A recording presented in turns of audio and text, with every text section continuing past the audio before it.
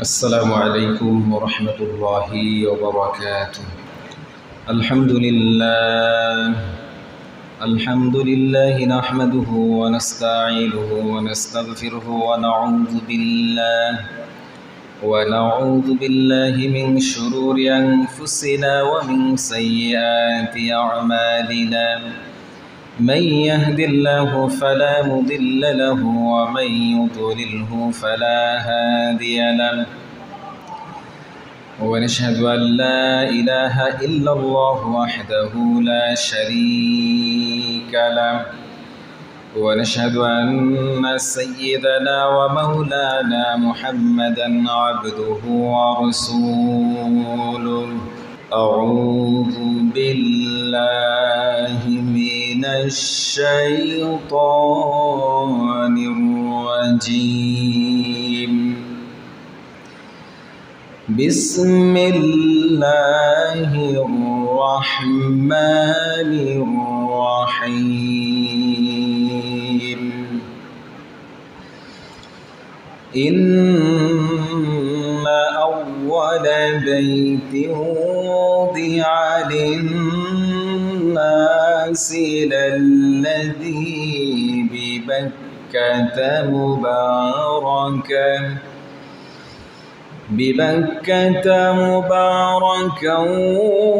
وهدى للعالمين.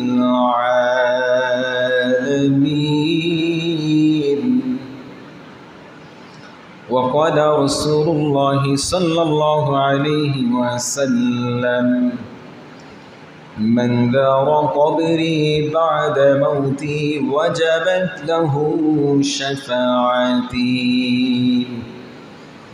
وقال تعالى: إن الله وملائكته يصلون على النبي يا أيها الذين آمنوا صلوا عليه وسلموا تسليما.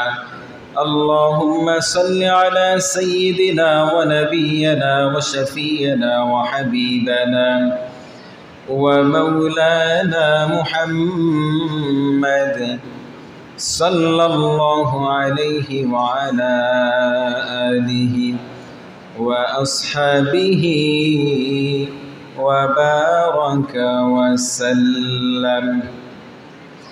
আল্লাহ পাকের দরবারে শুকরিয়া যে আল্লাহ সুবহানাহু ওয়া তাআলা জুমার নামাজ আদায়ের লক্ষ্যে আল্লাহ পাকের পছন্দনীয় ঘরে আসার ও বসার তৌফিক দান করলেন, পাশাপাশি কোরআন ও সুন্নাহর আলোকে কিছু কথা বলার এবং শোনার তৌফিক দান করলেন।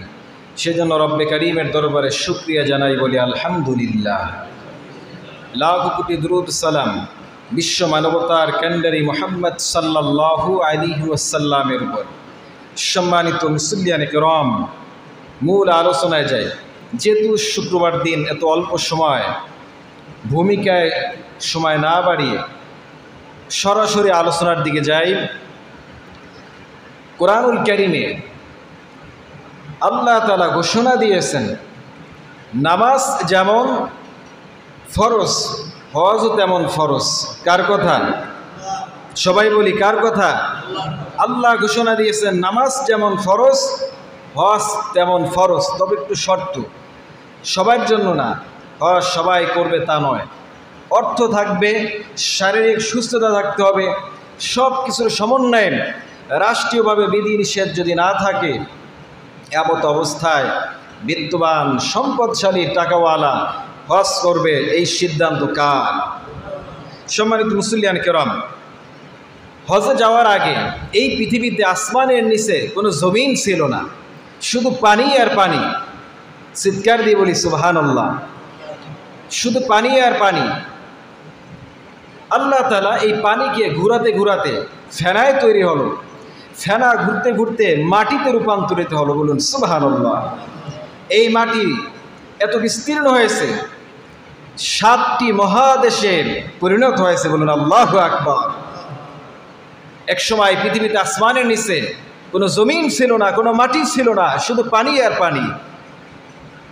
আল্লাহ তাআলা মাটি দিলেন, ফসল দিলেন, গাছপালা দিলেন, কত কিছু নাজ নিয়ামত দিলেন। এরপরে এক শ্রেণী মানুষ আল্লাহ তাআলার আনুগত্য পোষণ করে না, আল্লাহর সিদ্ধান্ত মোতাবেক মাথাটা নত করতে পারে না। আল্লাহ তাআলা আমাদেরকে যে এখনো বাঁচিয়ে রাখছেন, রহম করেন, সুস্থ রেখেছেন, এর নিয়ামতের জন্য কোটি কোটিবার শুকরিয়া আদায় করা দরকার। জোরে বলুন ঠিক না বেঠিক? সম্মানিত মুসলিয়ানে কেরাম, আল্লাহ তাআলা হযরতে আদম আলাইহিস সালামের সৃষ্টির 2000 বছর পূর্বে মক্কা তৈরি করলেন। এই যে বাইতুল্লাহ শরীফ তওয়াফ করে, আমরা যে তওয়াফ করি, এই তওয়াফ এর ঠিক উপরে রয়েছে, 7 আসমানে রয়েছে বাইতুল মামুর, যেখানে প্রতিদিন 70,000 নূরের ফেরেশতারা তাওয়াফ করতে থাকেন। জোরে বলুন সুবহানাল্লাহ। হাদিস শরীফ এসেছে, যারা একবার, যে ফেরেশতারা একবার তাওয়াফ করার জন্য বাইতুল মামুরে গিয়ে তাওয়াফ করেন 7ম আসমানে, তারা আর দ্বিতীয়বার চান্স পায় না। বলুন সুবহানাল্লাহ। অনুরূপভাবে বাইতুল মামুর 7ম আসমান থেকে নিচে সরাসরি জমিনের দিকে কিছু যদি ফেলে দেওয়া হয়, বাইতুল্লাহ অর্থাৎ কাবাগরের উপরে এসে কাবাগরের ছাদের উপরে পড়বে। কোনো বস্তু যদি ফেলে দেওয়া হয়, ঠিক কাবাগর হলো আরশ থেকে সরাসরি নিচের দিকে। সুবহানাল্লাহ বলে সেই বাইতুল্লাহ শরীফে যাওয়ার মতো নসিব যাদের হয়, তাদের মতো সৌভাগ্য আসমানের নিচে আর জমিনের উপরে কেউ হতে পারে না। বলুন সুবহানাল্লাহ। আমরা আল্লাহর কাছে দোয়া করব, আল্লাহ আমাদেরকে এত সুন্দর নেয়ামত তুমি দুনিয়ায় দিয়েছো, আমরা নেয়ামত শুধু শুনি, চোখে দেখতে চাই, তাওয়াফ করতে চাই, হাজরে আসওয়াদ চুমু খেতে চাই। আল্লাহ তুমি তৌফিক দাও, বলি আমিন। সম্মানিত হাজিরিন, কত নিদর্শনাবলী রয়েছে। এক একটা নিদর্শনাবলী বলতে গেলে অনেক সময়ের দরকার। দেখি একটা নিদর্শনাবলী শেষ করতে পারি কিনা। কোরআনুল কারীমে সেই নিদর্শনের কথা তুলে ধরেছেন। কি সেই নিদর্শন বলি? ফিহি আয়াতুম বাইয়িনাতুম মাকাম ইব্রাহিম, সেখানে রয়েছে মাকাম ইব্রাহিম। যেই মাকাম ইব্রাহিম অর্থাৎ ইব্রাহিম আলাইহিস সালামের ফুটপ্রিন্ট, পায়ের ছাপ আজও পর্যন্ত সেখানে বিদ্যমান। বলুন সুবহানাল্লাহ। একটি পাথর আছে, হাদিসে আসছে যে বুক বরাবর, কোমর বরাবর উঁচু একটা পাথর, যেখানে ইব্রাহিম খলিলুল্লাহ আল্লাহ পাকের অন্তরঙ্গ বন্ধুর দুটি পায়ের ছাপ, 1 ইঞ্চি গভীর দুটি পায়ের ছাপ আজ পর্যন্ত বিদ্যমান। বলুন আল্লাহু আকবার। এমন পয়গম্বর, মিল্লাতে আবিকুম ইব্রাহিম, মুসলিম মিল্লাতের জাতির পিতা হযরত ইব্রাহিম খলিলুল্লাহ, তার পায়ের ফুটপ্রিন্ট, পায়ের ছাপ আজ পর্যন্ত আছে। এমন দৃশ্য চোখে দেখা দরকার আছে না নাই? আল্লাহ যদি আমাদেরকে কবুল করেন তাহলে আমরা যেতে পারবো। আল্লাহ তৌফিক দেন, বলেন আমিন। আরো জোরে আমিন। অসংখ্য নিদর্শনাবলীর মধ্যে আরো একটি নিদর্শনাবলী হলো জমজম। এই জমজমের একটু সংক্ষিপ্ত ইতিহাসও জানা দরকার। হযরত ইব্রাহিম আলাইহিস সালাম, যাকে আল্লাহ তাআলা অন্তরঙ্গ বন্ধু খলিলুল্লাহ উপাধি দিয়েছেন, একজন তিনি কে? আল্লাহ উপাধি দিলেন, হে ইব্রাহিম, তুমি এত বিশ্বস্ত, এত প্রিয় আমার, এত পছন্দনীয়, তোমার প্রতি আমি এত খুশি, তোমাকে এত পরীক্ষা নেই, তুমি প্রত্যেকটা পরীক্ষায় উত্তীর্ণ হয়েছো সফলতার সাথে, গোল্ডেন A+ পেয়েছো। সুতরাং তুমি শুধু ইব্রাহিম নয়, তুমি ইব্রাহিম খলিলুল্লাহ। বলুন সুবহানাল্লাহ। সেই ইব্রাহিম খলিলুল্লাহকে আল্লাহ তাআলা 10টি পরীক্ষা নিয়েছেন। জোরে বলুন কয়টি? 10টি পরীক্ষার মধ্যে অন্যতম একটি পরীক্ষা ছিল বৃদ্ধ বয়সে বাবা হওয়ার পরে সেই সন্তানকে আল্লাহ তাআলা নির্দেশ করলেন, মা হাজেরাকে যাও সন্তান সহ তোমার স্ত্রীকে নির্জন মরুভূমিতে রেখে আসো। সারা আলাইহিস সালাম ছিল প্রথম স্ত্রী। বছরের পর বছর যায়, জীবনের শেষ প্রান্তে এসে একটা সন্তানের মুখ প্রতিটি বাবার দেখতে মন চায়। হাজরা আলাইহিস সালামকে বিবাহ করার সুযোগ করে দিলেন। অনুমতি সাপেক্ষে সারা আলাইহিস সালাম বললেন, আপনি একটি বিবাহ করতে পারেন, একটি সন্তান তো দরকার। দ্বিতীয় বিবাহ করলেন। সারা আলাইহিস সালাম অনুমতি দিলেন, বিবাহ করলেন, সন্তান দিলেন হযরতে ইসমাঈল। ইসমাঈল আলাইহিস সালাম যখন মা হাজেরার কোলে আসলো, তখন তার মনটা মলিন হয়ে গেল মা সারা আলাইহিস সালামের। তখন তিনি ঘোষণা দিলেন, পয়গম্বর ইব্রাহিম খলিলুল্লাহ, আমার কষ্ট হয়, আমার কোলে সন্তান নাই, অথচ হাজেরার কোলে সন্তান। আপনি এই হাজেরা এবং শিশুপুত্র ইসমাইলকে নির্জন মরুভূমিতে রেখে আসেন। ইব্রাহিম আলাইহিস সালাম খুব পেরেশানি, বৃদ্ধ বয়সে সন্তানের বাবা, কত তৃপ্তি, কতটা আবেগপ্রবণ, মনটা মলিন অবস্থায় জিবরাইল আমিন হাজির হলেন, বললেন পয়গম্বর মুখ মলিন করতে হবে না, সারা যা নির্দেশ করেছেন আপনি এটা পালন করেন, আল্লাহ এখানে সম্মতি আছে, বলুন সুবহানাল্লাহ। যান আপনি নির্জন মরুভূমিতে মক্কায় রেখে আসেন, বাইতুল্লাহর পাশে। দীর্ঘ পথ অতিক্রম করলো, কোথায় সিরিয়া আর কোথায় মক্কা, কয়েক হাজার মাইল পাড়ি দিয়ে উঠে করে ঘোড়ায় করে কিতাবে আসছে, হাজার হাজার মাইল পাড়ি দিয়ে অতিক্রম করে মক্কায় এসে নির্জন মরুভূমি, জনমানবহীন একটি উপত্যকা, যেখানে মানুষ নেই, যেখানে খাদ্যের ব্যবস্থা নেই, বাসস্থানের ব্যবস্থা নেই, নিরাপত্তার ব্যবস্থা নেই, চিকিৎসার ব্যবস্থা নাই, এমন একটি পরিবেশ, জনমানবহীন উপত্যকা, যেদিকে তাকায় শুধু ধুধু মরুভূমি। এমন একটি জায়গায় যখন ইব্রাহিম আলাইহিস সালাম তার স্ত্রী এবং পুত্রকে রেখে আসলো, মা হাজরা আলাইহিস সালাম একটা প্রশ্ন করলেন, পয়গম্বর এখানে নির্জন মরুভূমিতে একটি নারী মানুষ আমি আর শিশু পুত্রকে রেখে যাচ্ছেন, খাবার নেই, বস্ত্র নেই, বাসস্থান নেই, নিরাপত্তা নাই, কিচ্ছু নাই, কোনো হিংস্র প্রাণী যদি আমাদেরকে আক্রমণ করে, এই সিদ্ধান্ত কি আপনার না রব্বে কারীমের? তিনি মাথা ঝুলালেন, জিজ্ঞেস করলেন এটা কি আল্লাহর সিদ্ধান্ত? বললেন যে আল্লাহর সিদ্ধান্ত, বলুন সুবহানাল্লাহ।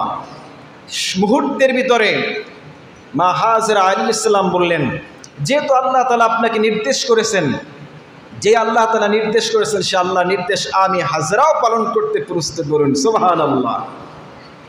হাজরা আলাইহিস সালামকে রেখে অনেক দূর পথ অতিক্রম করলেন। হযরত ইব্রাহিম আলাইহিস সালাম পিছনের দিক তাকায় না, যদি তাকায় আবেগপ্রবণ হবে, মায়া লাগবে, দয়া লাগবে, আল্লাহর আদেশ পালন করতে যদি না পারে, সেই চিন্তা করে সোজা পিছনের দিকে না তাকিয়ে তার গন্তব্য সিরিয়ার পথে রওনা দিয়েছেন। অনেক দূর এসে কোরআনে কারীমে সে ঘটনাটি তুলে ধরেছেন।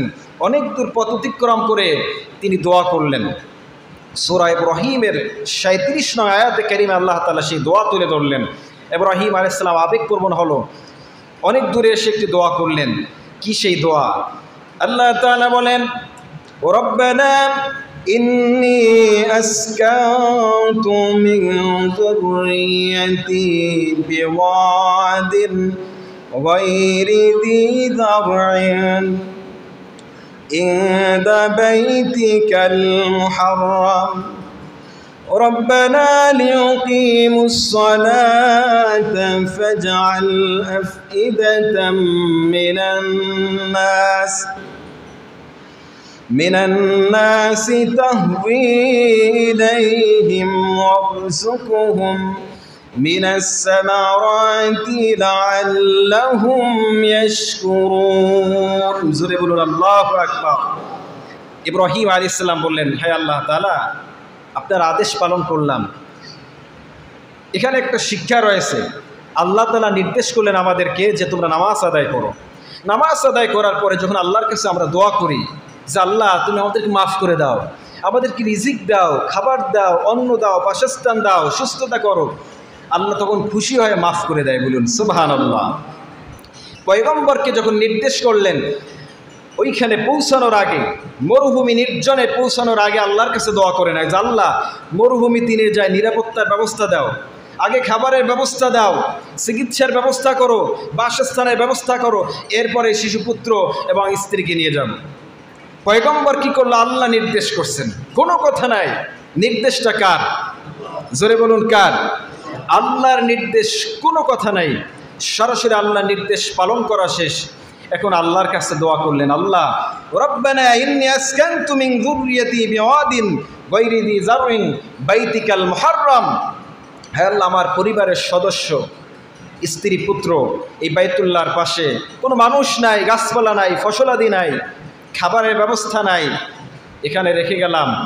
তুমি এদেরকে নামাজ, ১ নম্বর দোয়া করলেন আল্লাহ এরা যেন নামাজ কায়েম করে। এরা যেন নামাজ কায়েম করে, রব্বানা লিয়াকিমুস সালাতা, তারা যেন নামাজ পড়ে। সুবহানাল্লাহ বলি। খাবারের কথা আগে না, আগে বলছে রব্বানা, হে আমার প্রতিপালক, লিয়াকিমুস সালাত, তারা যেন সালাত কায়েম করে, তারা যেন নামাজে যত্নবান হয়, তারা যেন নামাজ আদায় করে, তুমি তাদেরকে সেই তৌফিক দান করো, বলেন আমিন। এরপরে অংশে বললেন ফাজআল আফইদাতাম মিনান নাস তাহওয়ি ইলাইহিম, যে সমস্ত বণিক দল যাবেন, এই কাফেলারা যাবেন, ব্যবসায়ীরা যাবেন এই পথ দিয়ে, তাদেরকে তাদের অনুগত বানিয়ে দিও, তাদেরকে এই পথে যত মানুষ যাবে তাদেরকে অনুগত করে দিও। সুবহানাল্লাহ। এরপরে অংশে আল্লাহ তাআলা বললেন ওয়ারযুকহুম মিনাস সামারাতি, আল্লাহ তুমি ফল ফলাদির মাধ্যমে তাদেরকে রিজিকের ব্যবস্থা করে দিও। সুবহানাল্লাহ। গাছ নাই, ফল পাবেন কোথায়? তার মানে পয়গম্বর বুঝেন ফলের কথা বললে গাছের ব্যবস্থা করে দিবেন একজন, তিনি কে? এই জন্য সরাসরি বলছেন যে আল্লাহ ওয়ারযুকহুম মিনাস সামারাতি, আল্লাহ ফল ফলাদির মাধ্যমে রিজিকের ব্যবস্থা করে দিও। লাআল্লাহুম ইয়াশকুরুন, যাতে করে তারা শুকরিয়া আদায় করতে পারে, যাতে করে তারা কৃতজ্ঞতা প্রকাশ করতে পারে, তুমি রিজিকের ব্যবস্থা করে দিও। যত মানুষ যাবে তারা যেন তার অনুগত হয়ে যায়, তাদের প্রতি অনুরাগী করে দিও। জোরে বলুন সুবহানাল্লাহ। এরপরে আল্লাহ তাআলার কাছে দোয়া করা শেষ, সামান্য একটু খেজুর আর পানি, 2-3 দিন অতিবাহিত হতে না হতে ক্ষুধার যন্ত্রণায় মা হাজরা আলাইহিস সালাম ছটফট করতেছেন। আর শিশু মা যদি খেতে না পারে, দেখবেন যারা বাবা হয়েছেন খেয়াল করবেন, যেই মা, যে মা দুধ পান করায় সন্তানকে, সেই মাকে যদি ঠিক মতন খাবার দেওয়া না হয়, সন্তান কিন্তু ঠিক মতন দুধ পাবে না। জোরে বলুন ঠিক না বেঠিক? সন্তানের মাকে, দুধের শিশুর মাকে যদি আপনি খাবার ঠিক মতন না দেন, সে কিন্তু ওই বাচ্চা সুন্দরভাবে দুধ পাবে না। অনুরূপভাবে মা হাজরা আলাইহিস সালাম খেজুর শেষ, 1 মশক পানি শেষ, এখন পানির জন্য একদিকে সাফা এবং মারওয়া, সাফা থেকে মারওয়া দৌড়ায়, আবার মারওয়া থেকে সাফা দৌড়ায়, আবার এর মাঝে দেখতেছেন শিশু বাচ্চা, দুধের শিশু, অবুঝ শিশু, হাঁটতে পারে না, কথা বলতে পারে না। যদি কোনো হিংস্র প্রাণী এসে থাবা দেয়, দৌড় দিয়ে একটি নারী হয়ে ক্লান্ত দেহ নিয়ে, তৃষ্ণার্ত অবস্থায়, পিপাসার্ত অবস্থায়, ক্ষুধার্ত অবস্থায় আবার সন্তানের কাছে এসে দেখেন যে সন্তান ঠিক আছে কিনা, বলুন সুবহানাল্লাহ। হঠাৎ করে দূর থেকে দেখতে পেলেন হযরত ইসমাঈল আলাইহিস সালামের পায়ের গোড়ালির নিচ থেকে পানির ফোয়ারা, পানির ঝর্ণা প্রবাহমান, বলেন আল্লাহু আকবার। এর মাঝে আরও একটু ঘটনা, দূর থেকে সাফাত থেকে মারওয়ার দিকে যখন তাকালো, দেখেন ঝিকঝিক ঝিকঝিক করে, যখন রৌদ্র পরে বালুর উপরে মনে হয় যে পানি, ঠিক কিনা? তো এভাবে করে সময় গেল, কয়েকটা বার প্রদক্ষিণ করলো, সাফা মারওয়া সাই করলো, দৌড়দৌড়ি করলো, আবার সন্তানের কাছে আসলো ক্লান্ত দেহ নিয়ে, আল্লাহর কাছে বললো, আল্লাহ আমি একটা নারী মানুষ, আমার পক্ষে আর সম্ভব না, তুমি সাহায্য করো। একদিকে পয়গম্বর ইব্রাহিম আলাইহিস সালামের দোয়া, অন্যদিকে মা হাজরা আলাইহিস সালামের দোয়া আল্লাহ তাআলা কবুল করলেন। মরুভূমির মধ্যে যিনি পানির ব্যবস্থা, সুপেয় পানি, এত সুন্দর পানি, বিশুদ্ধ পানি, যে পানি পান করলে ক্ষুধা নিবারণ করে দেয় একজন, তিনি কে? সে আল্লাহ তাআলা মরুভূমির মধ্যে, শক্ত পাথরের মধ্যে পানির ফোয়ারা তৈরি করে দিলেন, ঝর্ণা তৈরি করে দিলেন, বলেন আল্লাহু আকবার। রাসূল পাক সাল্লাল্লাহু আলাইহি ওয়াসাল্লাম বলেন জমজমের পানির 3টি বৈশিষ্ট্য। হাদিস শরীফে রাসূল পাক সাল্লাল্লাহু আলাইহি ওয়াসাল্লাম বলেন খায়রু মাইন আলা ওয়াজহিল আরদ, জমিনের মধ্যে সর্বশ্রেষ্ঠ পানি হলো জমজমের পানি, বলেন আল্লাহু আকবার। মা জমজম ওয়া ফীহি তুআমুন মিনাত তুআমি ওয়া শিফাউন মিনাস সুকুম, 3টি বৈশিষ্ট্যের কথা। একটি হলো ক্ষুধা নিবারণ হয়, জমজমের পানি খেলে ক্ষুধা নিবারণ করে দেয় একজন, তিনি কে? জোরে বলুন কে? আল্লাহ তাআলা ক্ষুধা নিবারণ করে দেয়। আর যদি তা না হতো, হাজির সাহেবরা বৃদ্ধ বয়সে, বাংলাদেশ থেকে তো আমরা পোড়া কপাল, শেষ বয়সে যায়, মাসুর হয়ে যায়, ক্লান্ত দেহ নিয়ে শেষ বয়সে উপনীত যখন হই, তখন যাই দৌড়াতে কষ্ট হয়, রৌদ্রের মধ্যে তাওয়াফ করতে কষ্ট হয়, তখন আমরা যাই তাওয়াফ করতে, রৌদ্রের মধ্যে সাই করা কষ্ট হয়, তখন যাই আমরা সাই করতে। এভাবে করে আরাফার ময়দানে কোনো তাঁবু নাই, প্রচণ্ড রৌদ্রের মধ্যে খোলা আকাশের নিচে জমিনের উপরে আপনি পাথরের উপরে বসতে হয়। জোরে বলুন ঠিক না বেঠিক? সুতরাং এই পাথরের উপর আপনাকে বসতে হয়। আপনি যদিও একটি চাদর বিছায় বসেন, কিন্তু চাদরও তো গরম হয়ে যায়। খোলা আকাশের নিচে প্রচণ্ড রৌদ্রের মধ্যে সেখানে একজন রুগী বসতে পারে? অথচ আল্লাহ তাআলার হাবিব বলেন, সামান্য এক গ্লাস পানি পান করার কারণে সমস্ত ক্লান্ত দূর করে দেয় একজন, তিনি কে? ঝমঝমের পানি, শ্রেষ্ঠ পানি, পৃথিবীর খয়রু মাইন আলা ওয়াজহিল আরদ, तमाम পৃথিবীর মধ্যে সর্বশ্রেষ্ঠ পানি হলো জমজমের পানি। সুবহানাল্লাহ বলি। লাখ লাখ টন পানি সারা দেশে, সারা পৃথিবীতে জমজমের পানি যায়, কিন্তু আজও পর্যন্ত কোনো সংকট নাই। কিয়ামত পর্যন্ত মানুষ খাবে, কোনো সংকট হবে না, কোনো ধরনের সংকট হবে না। বলুন সুবহানাল্লাহ। সম্মানিত হাজিরিন, একদল বণিক এখন জমজমের পানি পাইল, পানি পান করলো। পানির স্রোতটা এত বহমান যে মা হাজরা আলাইহিস সালাম বন্ধ করতে পারছেন না। হঠাৎ করে তিনি বলেন, ঝমঝম ঝমঝম, অর্থাৎ ঝমঝম বলার সাথে সাথে থামো। এই থামো বলার সাথে সাথে আল্লাহর কুদরতে পানিটা থেমে গেল। সামান্য একটু বালু আর পাথর সাইড থেকে একটু এভাবে করে একটু কূপের মতন বানাইলো, আর সেই কূপটা আজকে সারা পৃথিবীর মানুষের কাছে সর্বশ্রেষ্ঠ পানি এবং সর্বশ্রেষ্ঠ একটি কূপ হিসাবে আখ্যায়িত হলো। বলেন সুবহানাল্লাহ।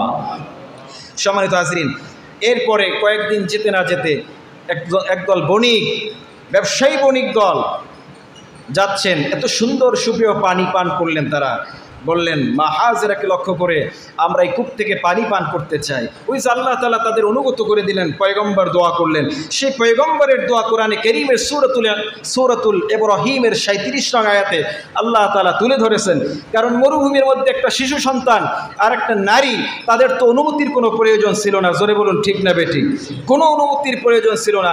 বণিক দল এসে বলেন, মা হাজরাকে লক্ষ্য করে আপনি একটু অনুমতি দেন, আমরা ক্ষুধার্ত, তৃষ্ণার্ত, পিপাসার্ত, আমরা এই কূপ থেকে একটু পানি পান করতে চাই।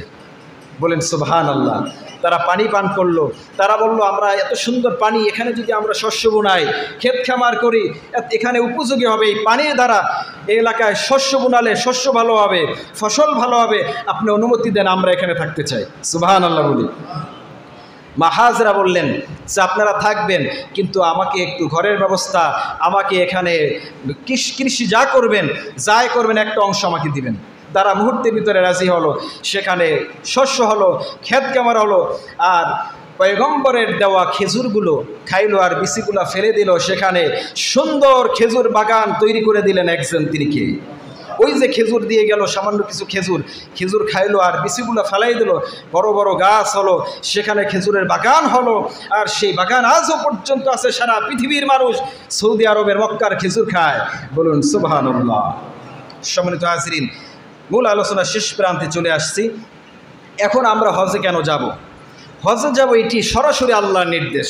আল্লাহর কুদরত দেখা হলো, আল্লাহর নির্দেশ পালন করা হলো, কলিজা ঠান্ডা হলো। হজে গেলে আত্মাকে শান্তিময় করে দেয় একজন, তিনি কে? সুতরাং হজে যেতে রাজি আছি সবাই? হজে যেতে হলে পাক্কা নিয়ত থাকতে হবে যে আল্লাহ, হজ সবাই যেতে পারে না। বহু মানুষের টাকা আছে, পয়সা আছে, সব কিছু আছে, গাড়ি আছে, বাড়ি আছে, কিন্তু যেতে পারে না। কবুল করবেন যিনি, তিনি কে? আল্লাহ পাক যদি কবুল করে, তাহলে আমি হজে যেতে পারবো। সে আল্লাহর কাছে দোয়া করতে হবে, আল্লাহ হজে যাওয়ার তৌফিক দাও, সুস্থ রাখো, সুন্দর রাখো, ভালো রাখো, নিরাপদে হজ উমরা করার তৌফিক দাও। এভাবে দোয়া করবো ইনশাআল্লাহ। আল্লাহ তৌফিক দেন, বলেন আমিন। সম্মানিত হাজিরিন, যারা হজ করবে না তাদের সম্পর্কে রাসূল পাক সাল্লাল্লাহু আলাইহি ওয়াসাল্লাম বলেন, হজ যারা করবে না সামর্থ্যবান থাকা সত্ত্বেও সেজন্য আল্লাহ এবং আল্লাহ রাসূলের নির্দেশ অমান্য করলো। যারা আল্লাহ এবং আল্লাহ রাসূলের নির্দেশ অমান্য করলো, তারা যদি ইহুদি কিংবা নাসারা হয়ে ইন্তেকাল করে, আল্লাহ এবং আল্লাহ রাসূলের কোনো জিম্মাদারিত্ব নাই। জোরে বলি নাউযুবিল্লাহ। আল্লাহর আদেশ লঙ্ঘন করলাম, রাসূলের আদেশ লঙ্ঘন করলাম, সুতরাং আল্লাহ এবং আল্লাহ রাসূল তো তার পক্ষে আর থাকতে পারে? কথা বলেন পারে? পারে না। আপনি একটা লোককে কর্মচারী হিসেবে নিয়োগ দিবেন, আপনি ওই দোকানের মালিক, ওই মিল ফ্যাক্টরির মালিক, আপনি নির্দেশ করলেন যে এই কাজটা এইভাবে করবা, সেই কর্মচারী বলল না আমি এইভাবে করব না, আপনি কি তাকে রাখবেন? রাখবেন না। তাকে বেতন দিবেন? বেতনও দিবেন না, বলবেন তুমি গেট আউট, তুমি বের হয়ে যাও, তুমি দূর হয়ে যাও, তোমাকে প্রয়োজন নাই আমার। আল্লাহ তাআলা বলেন আমার আদেশ যখন লঙ্ঘন করে তখন সে ইহুদি মারা যাক, নাসারা মারা যাক, খ্রিস্টান হয়ে মারা যাক, সে বেঈমান হয়ে মারা যাক, এর জিম্মাদারিত্ব আল্লাহ রাসূল নেবেন না। সম্মানিত হাজরিন, সুতরাং হজ যাদের উপর ফরজ হবে আমরা যেন হজে যেতে পারি, আল্লাহ তৌফিক দেন, বলেন আমিন। এরপরে আসি, বিলম্বে করব নাকি তাৎক্ষণিকভাবে হজ করব? এই লম্বা বয়ান, এক বাক্যে একটি প্রশ্ন করি শর্ট করে, যে আমি আজকে কথা বলতেছি, আবার যে আগামী জুমা আসরের নামাজের ইমামতি করতে পারবো, এর কোনো সম্ভাবনা আছে? এখন আমরা এই মসজিদে আসি, বসা আছি, সিজদা দিব, কিছুক্ষণ পর নামাজ পড়বো, এই নামাজ পড়ার কোনো নিশ্চয়তা আছে? যদি তাই থাকতো তাহলে বহু মানুষ কথা বলতেছে এই খুতবা মেম্বারে বসে, কথা বল অবস্থায় মৃত্যু হয়। সিজদা দিয়েছেন একটা, ওই সিজদার থেকে উঠে দ্বিতীয়বার আরেকটা সিজদা দেবেন, এই সুযোগ নাই, ওই প্রথম সিজদায় তার ইন্তেকাল। এমন ঘটনা দেখেছেন, শুনছেন আপনারা? বহু আছে। সুতরাং হায়াত মৌতের মালিক একজন, তিনি কে? আল্লাহ নির্দেশ করেছেন, আল্লাহর হাবিব বলেছেন হজ ফরজ হওয়ার সাথে সাথে তোমরা করো।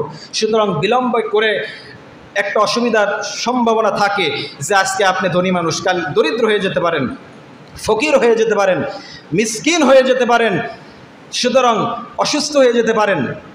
আর যদি হায়াত না থাকে, মৃত্যু হয়ে যায়, তাহলে তো আপনার ইহুদি খ্রিস্টানের মতনও মৃত্যু হতে পারে, মৃত্যুর সময় কালেমা নসিব নাও হতে পারে। সুতরাং বিষয়টা কয়েকটা পয়েন্ট, এক হলো ইন্তেকালও হতে পারে, আগামী বছর হজ করব, ওই বছর পর্যন্ত বেঁচে থাকবো, এর কোনো নিশ্চয়তা নাই, মারাও যেতে পারি, এই একটা গুরুত্বপূর্ণ পয়েন্ট। আরেকটি হলো আমি যে আগামী বছর পরিপূর্ণ সুস্থ থাকবো, বিছানায় পড়ে যাব না, এরও তো কোনো সম্ভাবনা নাই, আছে? যে কোনো সময় আমি অসুস্থ হয়ে যেতে পারি, রোগী হয়ে যেতে পারি, আমি প্যারালাইজড হয়ে যেতে পারি, আমি পঙ্গুত্ব বরণ করতে পারি। কারণ বর্তমান সময়ে দেখা যাচ্ছে ঘর থেকে বের হয়ে সুস্থ, বাসায় ফিরে আসে পঙ্গু হয়ে। জোরে বলুন ঠিক না বেঠিক? সুতরাং অসুস্থতা মানুষের দৈনন্দিন জীবনের একটি বাস্তব চিত্র হয়েছে, ঘর থেকে বের হয় সুস্থ, বাসায় ফিরে আসে অসুস্থ। সুতরাং সুস্থ রাখেন একজন, তিনি কে? সে আল্লাহর সন্তুষ্টর জন্য যত দ্রুত সম্ভব হজ ফরজ হওয়ার সাথে সাথে করব, বলি ইনশাআল্লাহ। আল্লাহ তৌফিক দেন, বলেন আমিন। আপনি হায়াতে বেঁচে আছেন, সুস্থ আছেন। এখন 3 নম্বর পয়েন্ট, যতগুলো পয়েন্টের মধ্যে 3টা পয়েন্ট মনে রাখবেন। হায়াতে বেঁচে আছেন, সুস্থ আছেন, এবছর আপনি হজে গেলেন না, 1 কোটি টাকার মালিক, বছর ঘুরে আগামী বছর হজের জন্য লেট করলেন, বছর ঘুরে আপনি 1 লক্ষ টাকারও মালিক নেই। এখন কি করবেন বলেন? হজ তো ফরজ হয়েছিল, এখন তো বলবেন ইমাম সাহেব গত বছর তো আমি 1 কোটি টাকার মালিক ছিলাম, এবছর আমি দরিদ্র, ফকির, মিসকিন, অসহায়, অনাথ, এবছর আমার পক্ষে আর হজ করা সম্ভব না। প্রশ্ন ওই ব্যক্তির প্রতি, গত বছর আপনাকে হজ করতে নিষেধ করছেন কি? আল্লাহ না আল্লাহ রাসূল? না নর শয়তান আপনাকে হজ করতে নিষেধ করছেন, যার কারণে আপনি আল্লাহর আদেশ লঙ্ঘন করেন, যার কারণে আপনি হজ করতে পারেন না। আজকের থেকে, এই মুহূর্তের থেকে সিদ্ধান্ত আমাদের একটাই, হজ ফরজ হওয়ার সাথে সাথে করতে রাজি আছেন কারা কারা? হাত সুবরে আল্লাহকে দেখান, আল্লাহ তৌফিক দেন, বলেন আমিন। এবছরে যারা হজে যাবে, সে যাওয়ার সময় শেষ। আগামী বছরে হজে যাওয়ার জন্য এখন থেকে নিয়াত করব, আল্লাহ আগামী বছর আগে ভাগে ফর্ম পূরণ করব, পাক্কা নিয়াত করব এখন থেকে যে আল্লাহ আগামী বছর যেন হজ করতে পারি, তুমি আমাকে সুস্থ রাখো, সুন্দর রাখো, নিরাপদে রাখো, ভালো রাখো, আর্থিকভাবে তুমি পূর্ণ সচ্ছলতা দান করো। জোরে বলেন আমিন। সর্বশেষ একটি পয়েন্ট, অত্যন্ত ব্যথা বেদনার সাথে আমাদেরকে বলতে হয়, তার আগে আরেকটু বলি। হজ 5 দিনে 5 জায়গায় 9 কাজ। জোরে বলুন, 5 দিনে 5 জায়গায় 9 কাজের নামই হলো হজ। জোরে বলুন সুবহানাল্লাহ। হজের বয়ান সামনে আর করবো, আজকে ফিনিশিং দিয়ে দিই। হজ 5 জায়গায় 5 দিনে 9টি কাজ করার নাম হলো হজ। সুবহানাল্লাহ বলি। জোরে বলুন, 5 দিনে 5 জায়গায় 9 কাজ করার নাম হলো হজ। 3টি ফরজ, 6টি ওয়াজিব। সুতরাং হজে বাইতুল্লাহ শরীফ তাওয়াফ করার তৌফিক আমাদের সকলকে দান করুন, বলেন আমিন।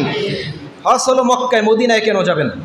এক বাক্যে, মক্কা থেকে মদিনায় যাব এই জন্য, মদিনায় শুয়ে আছেন দোজাহানের বাদশা নবী, কামলিওয়ালা নবী, নূরে মুজাসসাম, শামসুদ্দোজা আসসালাম, নূরুল হুদা আসসালাম, মুহাম্মদ আরবি সাল্লাল্লাহু আলাইহি ওয়াসাল্লাম, বলুন সুবহানাল্লাহ।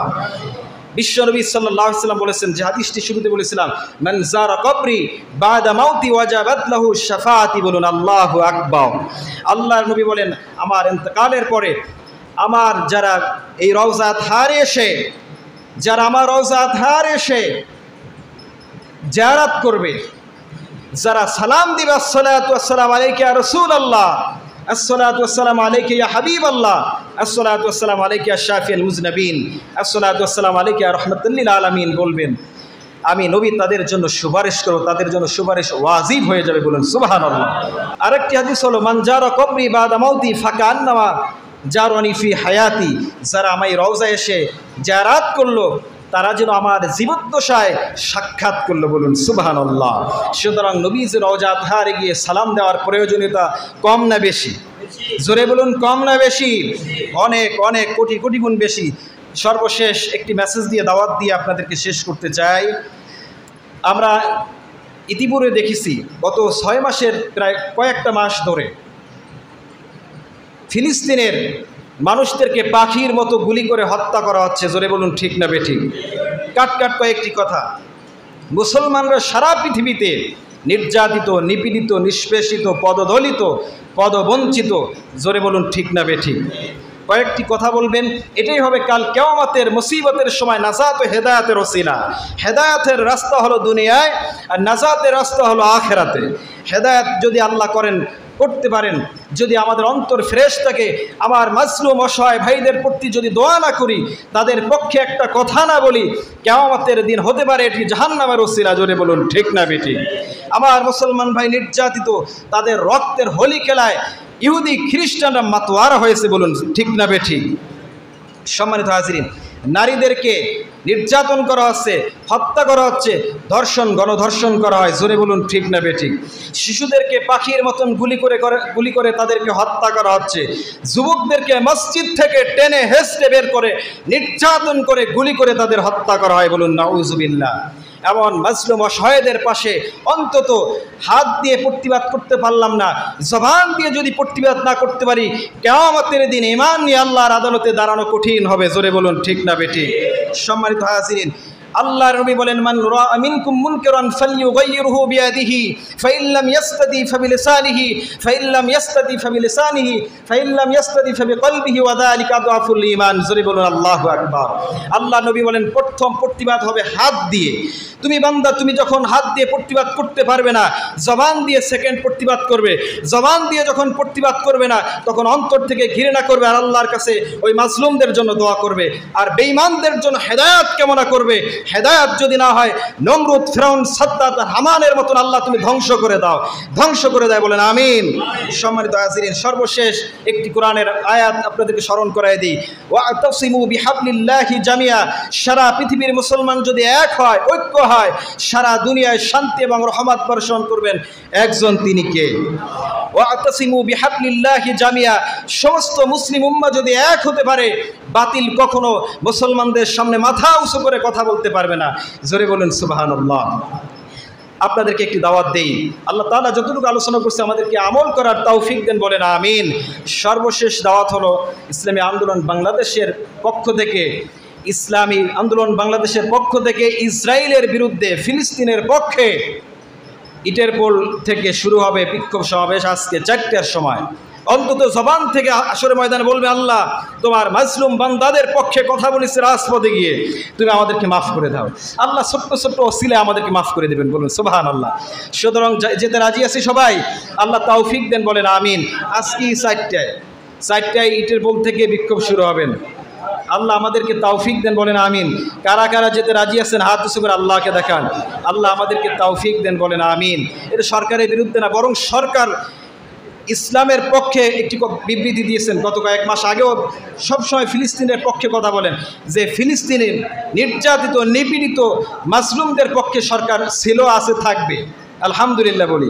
আর ইহুদিদের বিরুদ্ধে, ইসরায়েলের বিরুদ্ধে সব সময় সরকার কথা বলেন, আলহামদুলিল্লাহ। ধন্যবাদ জানাই দেশের প্রাইম মিনিস্টার সহ গভর্নিং যারা আছেন গভর্নমেন্টের সকলকে ধন্যবাদ জানাই। আরও শক্ত ভূমিকা নেওয়া দরকার। বাংলাদেশ সব শ্রেণীর সব পেশার মানুষ যদি ইসলামের পক্ষে আমরা জাগরণ তৈরি করি, তাহলে এভাবে সারা পৃথিবীর থেকে যদি জাগরণ তৈরি হয়, প্রতিবাদের ঝড় ওঠে আর এক হতে পারে, তাহলে ইহুদি আর খ্রিস্টান সব নির্মূল করে দিবেন একজন, তিনি কে? আল্লাহর ঘোষণা। যখন এক হবে তখন ইহুদি বিলুপ্তি হবে, ইহুদি ধ্বংস করে দিবেন একজন, তিনি কে? আল্লাহ তাআলা আমাদের সকলকে ইসলামের পক্ষে, কোরআনের পক্ষে মৃত্যু অর্থাৎ মৃত্যু না হওয়া পর্যন্ত থাকার তৌফিক দান করেন, বলেন আমিন। ওয়া আখিরু দাওয়ানা আলহামদুলিল্লাহি রাব্বিল আলামিন। ওয়াসসালামু আলাইকুম ওয়া রাহমাতুল্লাহি তাআলা ওয়া বারাকাতুহু।